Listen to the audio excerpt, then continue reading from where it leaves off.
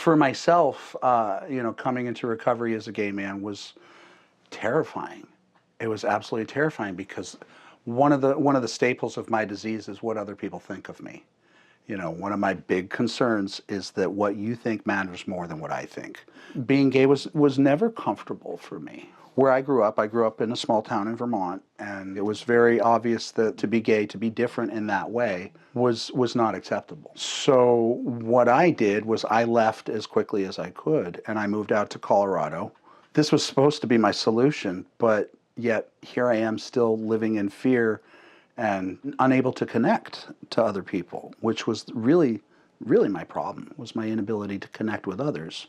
One of the biggest parts of my disease was that it was always, I'm going to be okay when.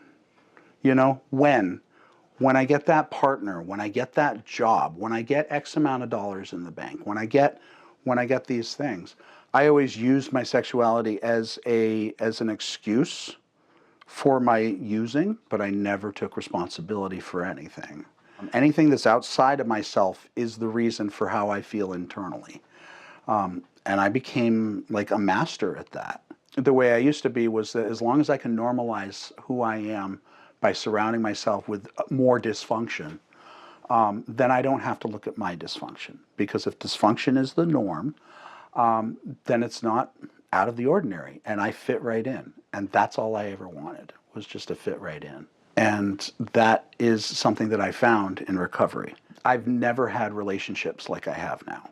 I've never had the ability to be completely content all by myself like I do now. What I find on the other side of that is that being sober is a byproduct of what I actually receive. What I receive is that this is quiet and this is warm.